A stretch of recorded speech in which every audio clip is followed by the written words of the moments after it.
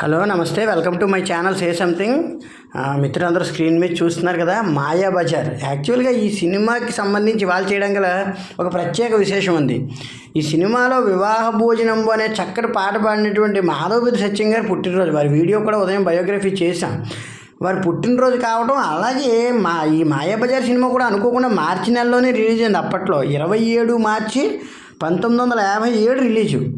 అంటే ఓ విధంగా మార్చి నెల వారి పుట్టినరోజు కాబట్టి ఈ విధంగా 11వ తారీఖున, అలాగే ఈ మార్చి నెలలోనే ఈ సినిమా కూడా రిలీజ్ అవడంతో ఇంకా వారి పుట్టినరోజు సందర్భంగా కూడా వారికి ఫేమస్గా అయిన ఈ సాంగ్, ఈ వివాహ భోజనం అనే సాంగ్ ఇందులో ఉంది కాబట్టి దానికి సంబంధించి కూడా మాయాబజార్ ఎలాగే మనం ఈ మార్చిలో చేసుకోవాలి వీడియో, అందు గురించి అని చెప్పి ఇవాళ చేయడం జరుగుతుంది అనమాట. ఈవినింగ్ మాయాబజార్ సినిమాని పూర్తిగా ఎంజాయ్ చేయండి. ఇక సినిమా వివరాల్లోకి వెళ్తే కనుక డైరెక్షన్ వచ్చి కేవీ రెడ్డి గారు, స్క్రీన్ ప్లే వచ్చి కేవీ రెడ్డి గారు, స్టోరీ వచ్చి పెంగళి నాగేంద్రరావు గారు రాశారు. అంతే, పెంగళి నాగేంద్రరావు గారు. ఆయన కూడా మ్యూజిక్ అవన్నీ కూడా ఐడియా ఉండేది అనుకుంటాను. ఆయన స్టోరీస్, డైలాగ్స్ కూడా రాసేవారు అప్పట్లో. డైలాగులు కూడా ఆయనే, పెంగళి నాగేంద్రరావు గారే. బేస్డ్ ఆన్ శశిరేఖ పరిణయం, అంటే మహాభారతంలో శశిరేఖ పరిణయం జరిగింది కదా, అభిమన్యుడు శశిరేఖ పరిణయానికి సంబంధించి ఆ స్క్రిప్ట్ని తీసుకుని దాన్ని నీట్గా మలిచారనమాట. అంటే ఒక చక్కటి కథగా మలిచారు. అదేవిధంగా ప్రొడ్యూసర్ వచ్చి నాగిరెడ్డి గారు, చక్రపాణి గారు. తర్వాత ఫోటోగ్రఫీ వచ్చి మార్కస్ బార్ట్లే అంటే లవకుశకి కూడా చేశారు ఆయన, మార్కస్ బార్ట్లే గారు. ఆయన చూసారు. ఇక్కడ మనం ఒక విచిత్రమైన విషయాన్ని కనుగొనేది ఏంటంటే, ఆంగ్లో ఇండియన్లో చాలామంది అప్పట్లో పనిచేశారు. మనకి వెరైటీ ఉంటాయి వాళ్ళ పేరు. రవికాంత్ నాగాయిచ్ గారు కానీ ఇంకా కొంతమంది పూర్తి ఉండేవారు. రవికాంత్ నాగాయిచ్ మన వాళ్ళు అయినప్పటికీ బట్ కొంతమంది ఆంగ్లో ఇండియన్లో ఇలాగనమాట. మార్కస్ బార్ట్లే గారు ఎక్సలెంట్గా చేశారు. మాయాబజార్కి ఒకటి, లవకుశకి అన్ని కూడా పనిచేసినట్టున్నారు. Extraordinary photography. ఇప్పటికీ కూడా ఆ టెక్నాలజీ ఎలా వాడారో ఫారినర్స్ కూడా చూస్తూ ఆశ్చర్యపోతున్నారు. దాని గురించి ఇంకా మళ్ళీ ఎదురు కూడా చెప్పుకుందాం విషయాలు. అలాగే ఎడిటింగ్ వచ్చి ఇద్దరు చేశారు, సిపి జంబులింగం, జి కళ్యాణ సుందరం. ఓ విధంగా వాళ్ళు, అంటే నాకు తెలిసి చెన్నై మద్రాసు వాళ్ళు అయి ఉండొచ్చు. జంబులింగము, కళ్యాణ సుందరం గారు చేశారు. అంటే ఎంత బాగా చేశారు చూడండి. నిజంగా ఈ స్టోరీని బోర్ కొట్టకుండా, అంటే అంతకుముందే 1-2 సార్లు ఈ స్క్రిప్ట్ వచ్చినప్పటికీ దీన్ని బోర్ కొట్టకుండా చేయడంలో వాళ్ళు పూర్తిగా సక్సెస్ అయ్యారు. Music Ghantasala master. అయితే ఘంటసాల మాస్టర్ మ్యూజిక్ చేయడం కంటే ముందర సాలూరు రాజేశ్వరరావు గారు ఈ స్వరాలని దాదాపుగా సమకూర్చారు. అయితే ఆయన డ్రాప్ అయ్యారు సినిమా నుంచి. అంటే ఏంటంటే ఎందుకు వదులుకున్నారు సినిమాని, ఆయనకి ఏదో బిజీగా ఉండడం వల్ల ఏదైనా సంథింగ్ వాళ్ళ మధ్యన ఏమన్నా వివాదం అని వచ్చి ఉండొచ్చు. వివాదం అని రాయలేదు కానీ నాకు తెలిసి అయితే సినిమాల బిజీలో. ఎందుకంటే సాలూరు రాజేశ్వరరావు గారు అంటే తెలుసు కదా, కోటి గారి ఫాదరు. ఆయన చాలా బిజీ పర్సన్. అప్పటికి సాలూరు రాజేశ్వర గారు మ్యూజిక్ దొరకాలంటే కష్టం. అంటే ఆయన బిజీగా ఉండేవారు, అంత స్పెషల్ మ్యూజిక్ డైరెక్టర్ ఆయన. అటువంటిది ఆయన స్వరపరిచి వదులుకున్నారంటే అక్కడ ఏదో టైం కుదరకపోయి ఉండొచ్చు. దాన్ని ఘంటసాల మాస్టర్ కొంతమందితో కలిసి పూర్తి చేశారు. ఆ విధంగా చూసుకుంటాను. ఇంకా ప్రొడక్షన్ వచ్చి తెలుసు కదా, విజయ ప్రొడక్షన్స్. నాగిరెడ్డి గారిది, చక్రపాణి గారిది ఓన్ ప్రొడక్షన్. ఎన్నో సినిమాలు వచ్చాయి, అద్భుతాలు, కళాఖండాలు వచ్చాయి అందులో చెప్పుకుంటే. ఇంకా తరువాత ఇంకా స్టారింగ్ చూసుకుంటే చాలా పెద్ద స్టార్ కాస్ట్ ఇందులో మనకి విపరీతంగా కనబడతారు. ఎన్టీ రామారావు గారు, అక్కినేని నాగేశ్వరరావు గారు, తర్వాత ఎస్వి రంగారావు గారు, సావిత్రి గారు, రేలంగి గారు, వంగర గారు, అల్లు రామలింగయ్య గారు, వల్లూరి బాలకృష్ణ గారు, గుమ్మడి గారు, ముక్కామల గారు, సిఎస్ఆర్ ఆంజనేయులు గారు, ఋష్యేంద్రమణి, తర్వాత ఏమో రుక్మిణి, సంధ్య గారు, నాగభూషణం గారు, అలాగే మిక్కిలినేని గారు, ఛాయాదేవి, ఆర్ నాగేశ్వరరావు గారు, సూర్యకాంతం, రమణారెడ్డి, తర్వాత చెదలవాడ, తర్వాత నల్లా రమణమూర్తి, తర్వాత మాధవపతి సత్యం గారు ఒక క్యారెక్టర్ కూడా చేశారు ఆయన పాట పాడుతూనే, కంచి నరసింహారావు గారు, అలాగే బొడ్డపాటి అయినని ఒక ఆయన ఉండేవారు, కమీడియన్ అనుకుంటాను. ఆయన కూడా బేబీ సరస్వతి అని చెప్పేసి ఒక పాప యంగ్ శశిరేఖగా చేశారంటే సావిత్రి గారు చిన్నప్పుడు క్యారెక్టర్ చేశారన్నమాట. అలాగే మాస్టర్ ఆనంద్ అని చెప్పేసి ఆ కుర్రాడు యంగ్ అభిమన్యు, అంటే అభిమన్యుడికి చిన్నప్పుడు క్యారెక్టరు. అలాగే రజనీ అనే క్యారెక్టర్ ఏమో రజనీ గారిని ఒక ఆవిడ చేశారు. అలాగే మాస్టర్ బాబ్జీ, కాకినాడ రాజారత్నం. మరి మనకి వీళ్ళు ఎవరో పెద్దగా ఐడియా లేదంటే యశోదగా చేశారు ఆవిడ. ఏకంగా కాకినాడ రాజారత్నం గారు అంటే కృష్ణుడు తల్లి కింద అనమాట. ఆవిడది కాకినాడ అయి ఉండొచ్చు అయితేను, పేరులోనే అలా ఉంది కాబట్టి. తర్వాత గురు గోపీనాథ్ గారు, తర్వాత ముక్కురాజు గారు అంటే మనకి చాలా ఫేమస్. మీకు ఎలా తెలుస్తుందంటే ఆర్ నారాయణమూర్తి గారి సినిమాల్లో ఎర్రజెండ ఇండియాలో సాంగ్ ఉంటే ఆ సాంగ్లో డప్పు వాయిస్తుంటారు ఆయన. వెరైటీగా ఉంటారు. చాలామంది పాత వాళ్ళందరికీ ఐడియా ఉంటుంది. ఇదా క్యారెక్టర్లో చాలా విపరీతమైన ఒక 20-30 అంటే స్టార్ కాస్టింగ్ ఎంత బాగా నింపారంటే సినిమాని చూస్తే ఇప్పటికీ అవుట్ అండ్ అవుట్ అద్భుతంగా ఉంటుంది నిజంగాను. సినిమాలో ఎంజాయ్ చేసేవాళ్ళకి మాత్రం మాయాబజార్ అన్నది ఒక కల్ట్ క్లాసిక్, ఒక కల్ట్ స్పెషల్ తెలుగు మూవీ అనమాట. తెలుగు నానుడిని, తెలుగు మూలాలని ప్రత్యేకంగా ప్రస్తావించినటువంటి మూవీ. తెలుగు చిత్రానికి పూర్వవైభవం, తెలుగు చిత్రానికి వన్నె తగ్గని చిత్రరాజు. అందుకే అక్కడ మనం కూడా పెట్టుకున్నాం. దానికి కూడాను భారతీయ చిత్రసీమ, నిజానికి భారతీయ చిత్రసీమలో కూడా అనొచ్చు. ఎందుకంటే అంత మంచి సినిమా దాదాపుగా నిజం చెప్పుకోవాలంటే వాళ్ళకి అక్కడ హిందీ వాళ్ళకి వచ్చాయి, కానీ ఈ రకమైన పౌరాణికాలకు సంబంధించిన క్లాసిక్స్లో ఇదొక అద్భుతమని చెప్పుకోవాలన్నమాట. ఈ విధంగా దీనికి సంబంధించిన స్టార్ కాస్టింగ్ ఇవన్నీ కూడాను. ఇంక సినిమాకి సంబంధించిన వివరాలు, ఇంకా ప్లాట్ వివరానికి వెళ్తే మనకి రెగ్యులర్గా తెలుసున్న ప్లాట్ అంటే భారతం విన్న వాళ్ళందరికీ కూడా ఈ ప్లాట్ గురించి ఒక ఐడియా ఉంటుంది. జోదంలో ఓడిపోయాక పాపం ఈ ఎవరిది ఈ పాండవులకు సంబంధించిన వాళ్ళందరిది కూడా ఇవి పోతాయి. ఏవి ఓ విధంగా చెప్పుకోవాలంటే ఇవన్నీ కూడా ఏంటంటారు వాటిని, మొత్తం అన్నీ కూడా లాస్ అయిపోతారు కదా ఎవరు పాండవులన్నీ జోదంలో, అది ఓడిపోయి. అలాగే సుభద్ర కూడా ఓ విధంగా పాపం కొన్ని విధాలు లాస్ అవుతుంది. అంటే అర్జునుడు కూడా మరి ఆయన దగ్గర ఏమి ఉండదు కదా, ఆ విధంగా సుభద్ర కూడా లాస్ అవడంతో అంతకుముందే శశిరేఖని అభిమన్యుడికి ఇచ్చి వివాహం చేస్తామని ఒప్పుకున్నటువంటి బలరాముడు భార్య ఉంటారు కదా, ఆవిడ ఎవరు బలరాముడు భార్య అనుకుంటాను, ఆవిడ ఉన్నట్టుండి మొహం చాటేస్తుంది, వదిన గారు అనుకుంటాను, ఆవిడే మొహం చాటేస్తుంది. ఏంటి వీళ్ళకి పెద్దగా డబ్బు లేదు అదంతానని. అయితే కృష్ణుడు సుభద్రకి మాట ఇచ్చేస్తాడు, ఏమని, నేను అదే అభిమన్యుడికి ఇచ్చి నేను పెళ్లి చేస్తానమ్మా అని. కృష్ణుడు సుభద్రకి మాట ఇస్తాడు, కానీ అన్నగారి భార్య అయిన ఆవిడ ఉంటారు కదా ఎవరు, మన ఇప్పుడు చెప్పుకోవాలంటే ఎవరు, ఈ ఋష్యేంద్రమణి గారు అనమాట. ఈ క్యారెక్టర్ చేసింది ఎవరంటే ఛాయాదేవి గారు చేశారు. బలరాముడు భార్యగా ఛాయాదేవి గారు అనమాట. ఆవిడ ఏం చేస్తుందంటే ఆవిడ ఒప్పుకోదు. ఛాయాదేవి గారు ఒప్పుకోబోయేటోడికి ఈ ఋష్యేంద్రమణి గారు అంటే ఈవిడు అభిమన్యుడి తల్లి అనమాట. ఆవిడ సుభద్ర గారి క్యారెక్టర్ చేశారు. ఆవిడకి పాపం ఇబ్బంది వస్తుంది. ఏ విధంగానూ కూడా పాపం అంటే వదిన గారి దగ్గర తలెత్తుకోలేకపోతుంది. రుక్మిణి క్యారెక్టర్ సంజయ్ గారు చేశారు. సంజయ్ గారు అంటే జయలలిత గారి తల్లి, మనకు ఐడియా ఉన్నారు కదా, చాలా సినిమాల్లో రామారావు గారితో వాళ్ళతో కూడా చేశారు. ఆవిడ పాపం రుక్మిణిగా చేశారు, అంటే రామారావు గారు భార్యగా చేశారు అనమాట. ఆవిడ ఏం చేస్తుందంటే పాపం ఆపుతుంది. ఆపి అలా కాదు అమ్మ సుభద్ర నేను మాట్లాడతానంటే వద్దొద్దునా, చాలా అవమానం జరిగింది నాకు అని చెప్పేసి బాధతో ఉంటుందన్నమాట. బాధతో ఉంటే ఈలోగా ఈ ఎవరు అభిమన్యుడు శశిరేఖ ప్రేమించుకోవడం, వాటికి సంబంధించిన పాటలు అంతకుముందు కూడా అన్నీ అవుతూ ఉంటాయి. అంటే వీళ్ళు కలుస్తూ ఉండడం అప్పుడప్పుడును, ఆ కలుస్తున్నప్పుడు మంచి మంచి పాటల గురించి కూడా మనం ప్రత్యేకంగా ప్రస్తావించుకుందాం. అయితే ప్లాట్లో ఏంటంటే పాటలు మధ్య మధ్యలో వస్తుంటాయి, మంచి మంచి పాటలు. ఇక ఇలా అవమానించేటప్పుడు పాపం ఇంకా ఏం చేస్తుంది ఆవిడ, వెళ్ళిపోతూ ఒక అడవిలోంచి వెళ్తూ ఉంటే అక్కడ సడన్గా ఘటోత్కచుడు ఉంటాడు. ఘటోత్కచుడు అడ్డుపడితే అభిమన్యుడు వెంటనే బాణాలు తీసి వేద్దాం, అంటే నాగేశ్వరరావు గారి క్యారెక్టర్ అది. అభిమన్యుడు వెంటనే బాణాలు తీసి వేద్దాం అనుకోకుండా సూర్యకాంతం గారు అతని తల్లి కింద చేశారు. ఎవరు, ఎస్వి రంగారావు గారు తల్లి కింద ఎస్వి రంగారావు గారు ఘటోత్కచుడు క్యారెక్టర్ చేశారు. ఆవిడొచ్చి ఆపి ఏమనుకుంటున్నావురా, ఎవరనుకుంటున్నావు, మన ఇంటి వాళ్ళే, నీకు సంబంధించిన వాడే అని చెప్పేసి తీసుకెళ్ళి అంతా ఇక వరుసగా అన్నగారు ఏదో మొత్తానికి అవుతాడు అతను, ఎవరో ఘటోత్కచుడు ఈయనకు కూడాను. అంతే అన్నగారే విధంగాను, ఎందుకంటే మరి భీముడు కొడుకు ఈయనను, అర్జునుడి కొడుకు ఆయన కదా, అభిమన్యుడు కదా. ఆ విధంగా అన్నగారి దగ్గర తీసుకెళ్ళి నీ తమ్ముడురా ఏంటనుకుంటున్నావు, ఎలా వివాహం చేయాలనుకున్నారు, కానీ ఇలా జరిగిందని అంతా తెలుసుకుని వెంటనే అంటాడు, అమ్మ నాకు కానయ్యి, శశిరేఖ ఎవరున్నారో తీసుకుని వచ్చేస్తాను, ఎవరు అడ్డుపడతారో, ఎలాగే కృష్ణయ్య అండ నాకుంది, నా తండ్రి భీముడు అండ ఉంది, అవసరమైతే నా పినతండ్రి అండ ఉంది, నాకు వెళ్ళి తీసుకొచ్చేస్తానంటే కృష్ణుడు వస్తాడు అక్కడికి, ఎవరు రామారావు గారు వచ్చి ఇలా జరగడానికి కంగారు పడవద్దు, ఎందుకంటే మనం ఇదంతా కూడా ఒక ప్లాన్ ప్రకారం చేయాలి, వాళ్ళకి బుద్ధి చెప్పాలి, అట్ ద సేమ్ టైం ఇవన్నీ కూడా జరగాలని చెప్పేసి అనుకొని ఆ వివాహాన్ని ఎలాగైనా సరే క్యాన్సిల్ చేయడానికి ఘటోత్కచుడిని వినియోగిస్తాడు. ఘటోత్కచుడు వచ్చి ఇంకా అక్కడి నుంచి మాయా శశిరేఖ రూపంలో, అంటే సావిత్రి గారి క్యారెక్టర్ అనమాట, ఆయన మాయమైపోతుంటాడు, అంటే ఘటోత్కచుడు సావిత్రిగా మారిపోతుంటాడు. ఇలా చేసుకుంటూ వాళ్ళని చివరి వరకు ఏడిపించేస్తారు.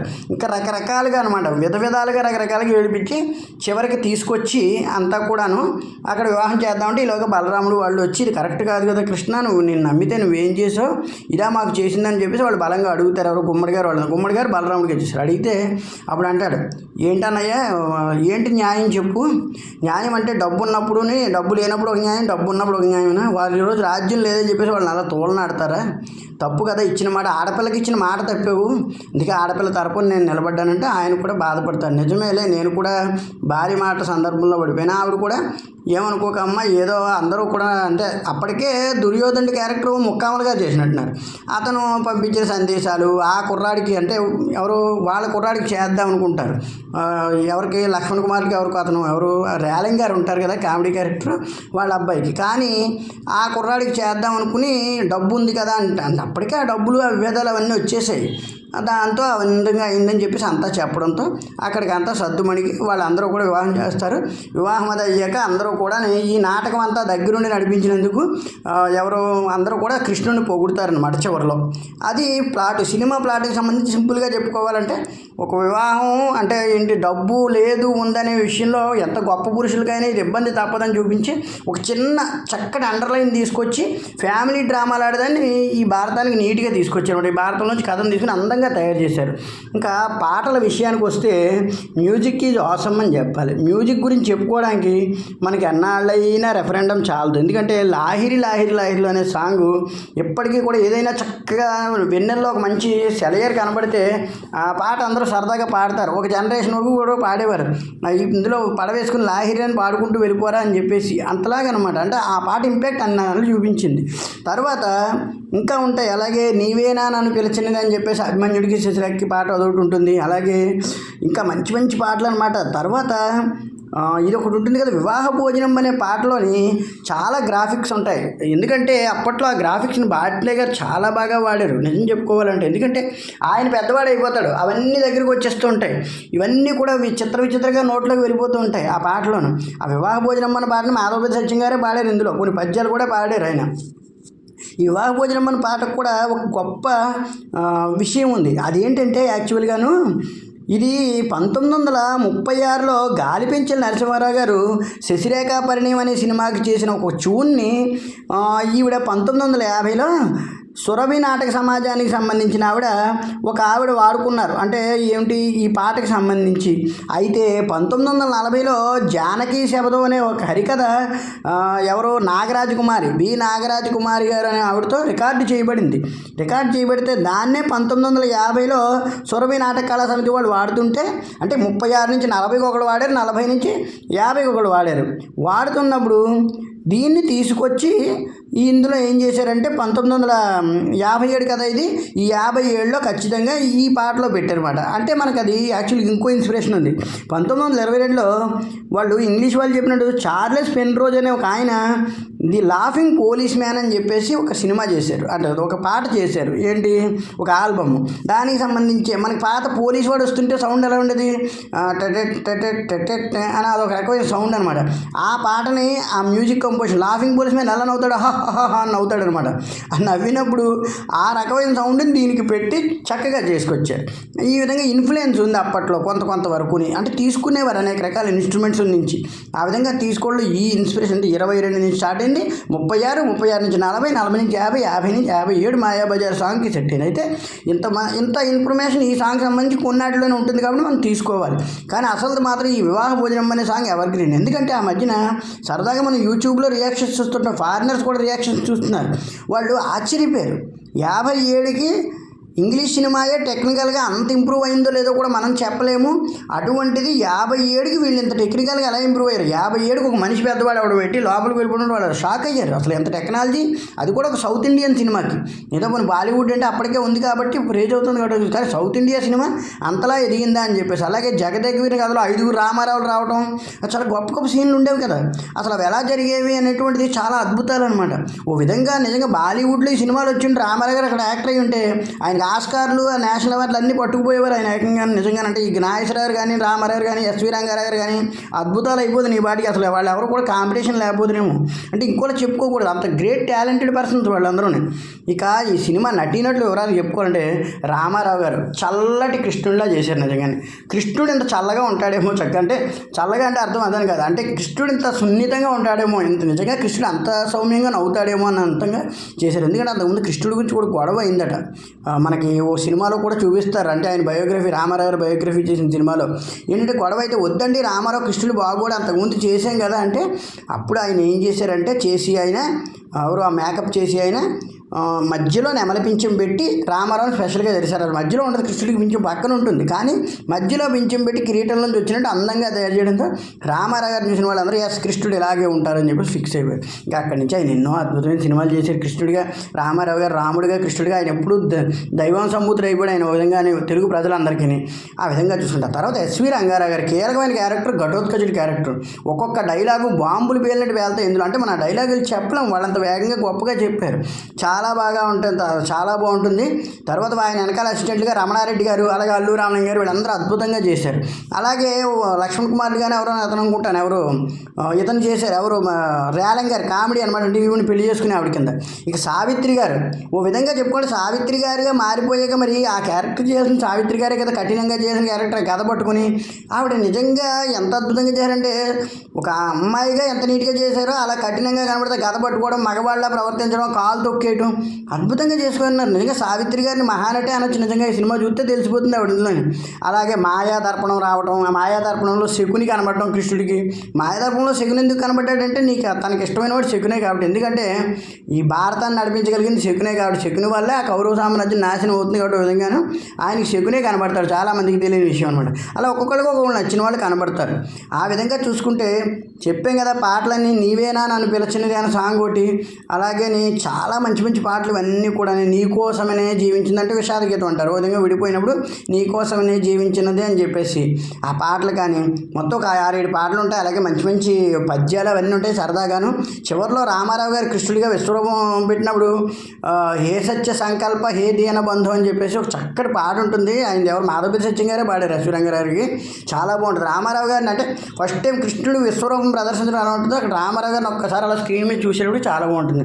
నాగేశ్వరరావు గారు అభిమన్యుడిగా చిన్నపిల్లల్లో దిగిపోయారు. ఆయన నిజంగా అద్భుతంగా చేశారు. పాటల్లో కానీ మాటల్లో కానీ అన్నింటిలోనూ కూడా చాలా అద్భుతంగా క్యారెక్టర్ చేసుకు వెళ్ళిపోయారు. Out and out. ఛాయాదేవి గారు ఏమో బలరాముడు భార్యగా ఆవిడ చాలా బాగా చేశారు. రుక్మిణిగా సంజయ్ గారు, ఇంకా అందరూ కూడా క్యారెక్టర్. అలాగే ఎవరు హిడింబిగా ఏమో సూర్యకాంతం గారు కానీ ఈ విధంగా హిడింబి కదా, అదే ఆవిడ భార్య కింద ఎవరు ఘటోత్కచుడి భార్య కింద, ఘటోత్కచుడి తల్లి కింద ఆవిడ నిజంగా చాలా బాగా చేసుకొచ్చారు. ఎక్కడికక్కడ ఓ విధంగా చెప్పుకోవాలంటే హిడింబే అనుకుంటాను ఆవిడ. తర్వాత హిడింబికే ఘటోత్కచుడు పుట్టినట్టున్నాడు. ఆ విధంగా క్యారెక్టర్లు అన్నీ కూడా అద్భుతాలే. సినిమా అంతా కూడా నిజంగా కూడా చాలా చాలా అద్భుతం. క్రిటికల్ రిసెప్షన్స్ కానీ ఇవన్నీ కూడా నిజంగా ఇప్పుడు 68 సంవత్సరాలు అయింది కదా మనకి ఇప్పటికి. 58 కాదు, 5, 10 అంటే 68 సంవత్సరాలు, 25 కాబట్టి 68 సంవత్సరాలుగా ఈ చిత్రరాజ్యం మన అలరిస్తూనే ఉంది. నిజం చెప్పుకోవాలంటే ఎప్పుడు వేసినా కూడా హాయిగా చూడగలం. ఎంతో నిజం చెప్పుకోవాలంటే ఈ సినిమా ఇంపాక్ట్ తెలుగు సినిమాపై ఎంతలా పడిందంటే, తెలుగు సినిమా వైభవాన్ని ఎప్పటికప్పుడు చాటుతున్నాం. దీని తర్వాత రామారావు గారు తీసిన ఎన్నో శ్రీకృష్ణుడి సినిమాలు దీనికి ఉదాహరణగా ఉదాత్తంగా నిలిచే. నిజం చెప్పుకోవాలంటే నర్తంశాల కానీ, ఇలా మాయాబజార్ కానీ, ఈ సినిమాలు తలుచుకున్నప్పుడు ఒక్కొక్కసారి మనకి ఎంతో మనసు ఉప్పొంగుతుందన్నమాట. ఒక విధంగా చెప్పుకోవాలి అంటే ఇందులో చేసిన ప్రతి క్యారెక్టర్ కూడా అద్భుతమే. ప్రతి మనిషి అంటే ఇప్పుడు చాలా మటుకు నిజాన్ని కూడా 90% నిధులు వాళ్ళు లేరు, కానీ వాళ్ళందరూ ఇప్పటికే ఆ స్క్రీన్ మీద మనకు కనబడుతున్న వాళ్ళు మన పక్కనే ఉన్నట్టుగా కనిపిస్తూ ఉంటుంది.